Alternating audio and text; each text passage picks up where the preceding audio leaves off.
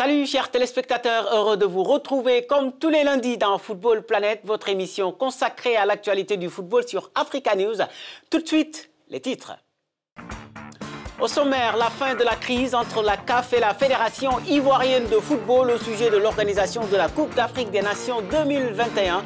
Les Ivoiriens acceptent finalement le réaménagement du calendrier et d'abriter la CAN 2023 plutôt que celle de 2021 à laquelle ils s'accrochaient. On en parle dans cette émission. Coupe d'Afrique des Nations Juniors, la succession de la Zambie ouverte samedi à Niamey au Niger et le pays hôte qui cale d'entrée alors que le Nigeria et le Sénégal assurent pour leur début dans ce tournoi qui se poursuit jusqu'au 17 février. Ligue africaine des champions et le carton du TP Mazembe impitoyable devant le club africain battu sur le score sans appel de 8-0. Un record dans ce tournoi dont vous aurez tous les résultats et classements dans cette émission qui se poursuit juste après cette petite transition. Bienvenue dans Football Planet. Et cette émission, nous la démarrons par la Coupe d'Afrique des Nations et la fin de la cacophonie sur l'organisation des 2 prochaines éditions. Et oui, vous l'avez sans doute suivi sur notre antenne, la Côte d'Ivoire a finalement fait volte-face dans son bras de fer avec la Confédération africaine de football. À la suite d'une visite du président de la CAF la semaine dernière, le pays des éléphants a finalement accepté de laisser la CAN 2021 au Cameroun et d'abriter la suivante. La fin d'une bataille qui aura tout de même quelque peu terni l'image de l'instance dirigeante du football africain. Suivez ce sujet de Philomène Malensongan et Serge Kofi.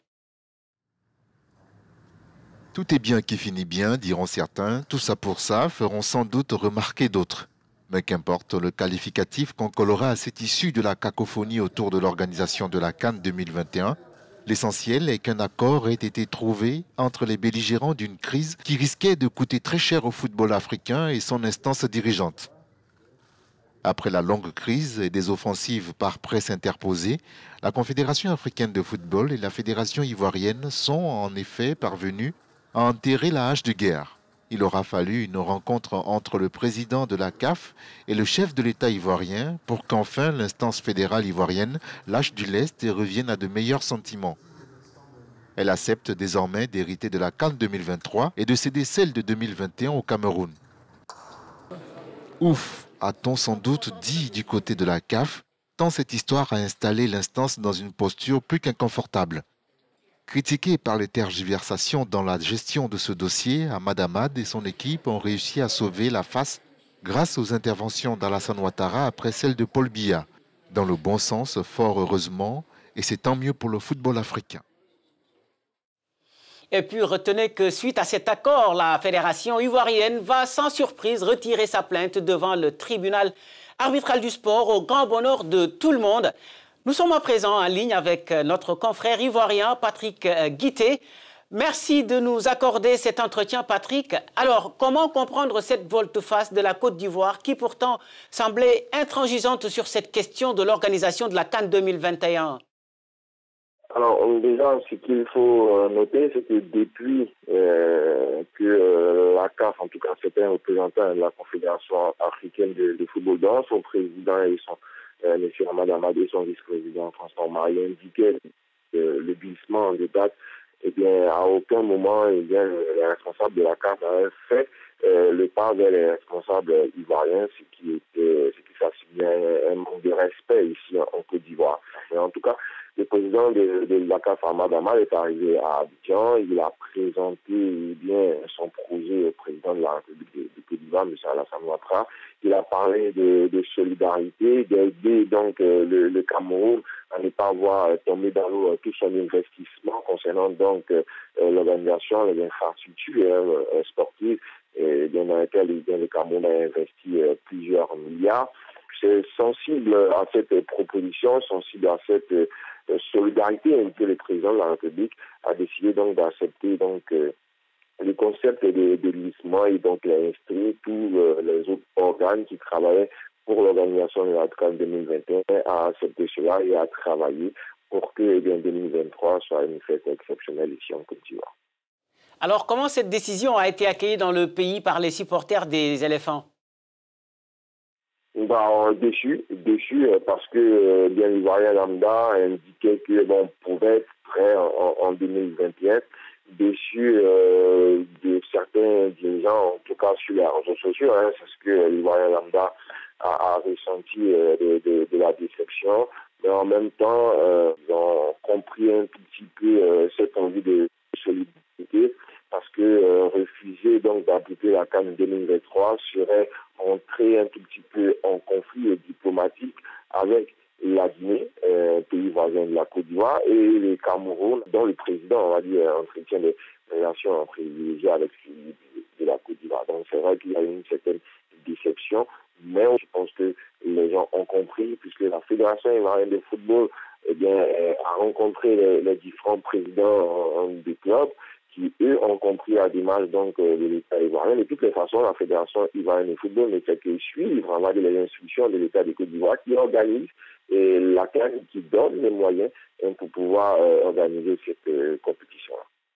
Mais sur le plan sportif, n'est-ce pas une bonne décision finalement, vu que l'équipe actuelle est dans une phase transitoire?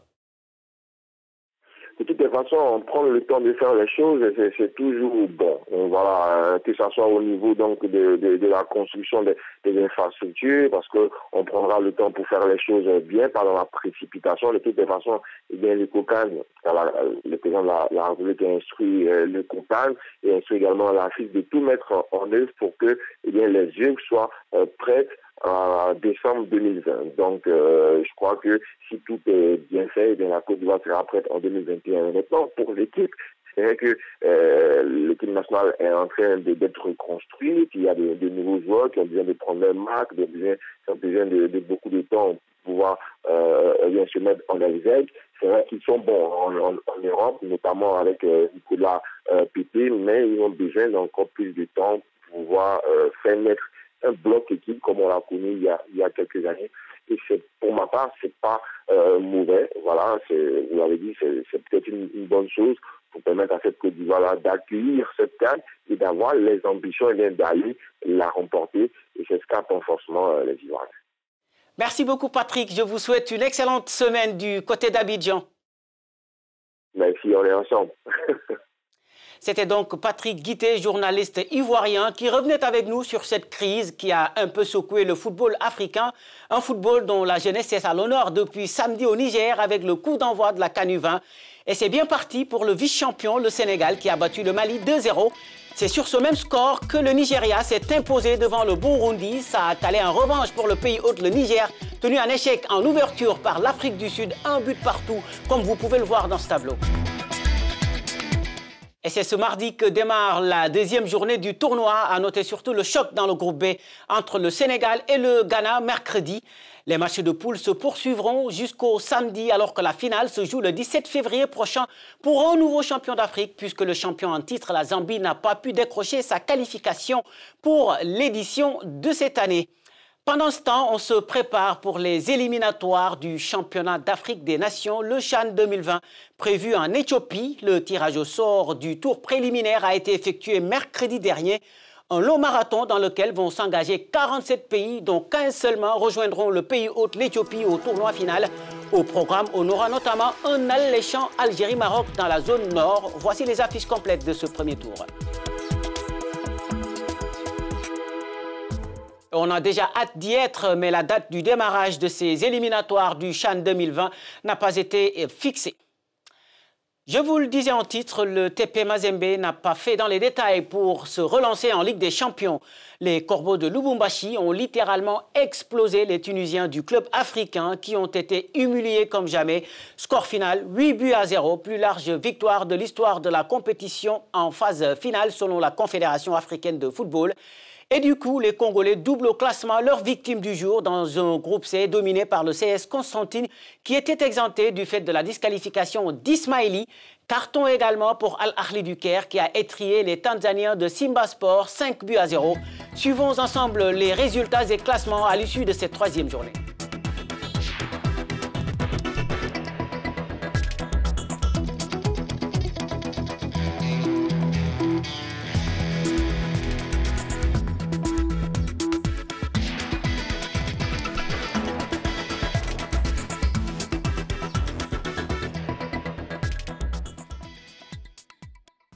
Et puis, vous l'avez sans doute constaté, avec 7 unités au compteur, les Égyptiens d'Al Ahly sont l'équipe qui a enregistré le plus de points dans cette Ligue des Champions, tournoi dont on dispute la 4e journée en début de semaine prochaine.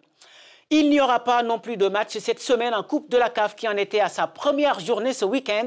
Et ça a démarré très fort dans le groupe B, notamment avec un Gor Mahia plein de caractère, victorieux du Zamalek 4-2 et pas de vainqueur dans le derby marocain entre Hassania Agadir et le Raja de Casablanca. Regardons ensemble les résultats et classements après cette belle première journée.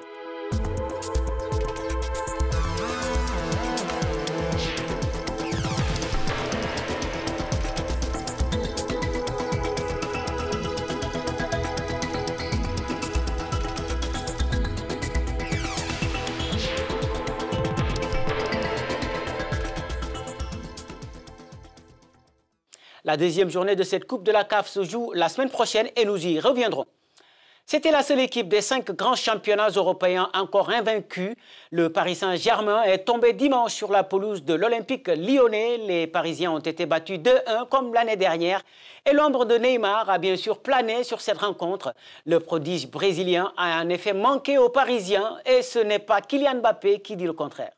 Aller à Barcelone et demander à Valverde si c'est compliqué de jouer sans Messi, et aller à la Juventus et demander à Allegri si c'est compliqué de jouer sans Ronaldo.